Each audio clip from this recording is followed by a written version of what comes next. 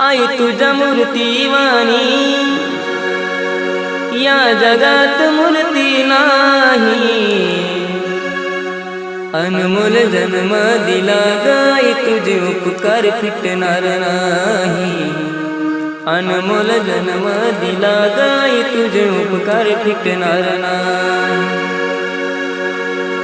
बालपणी मी खेळत खेळत बालपणी मी खेळत खेळत होत जवताना अमृताहुनी गोड पाजलास पान। अमृताहुनी गोड पाजलास पान। तुझ्या या उपकाराची कधी जाणीव झाली नाही। अनमोल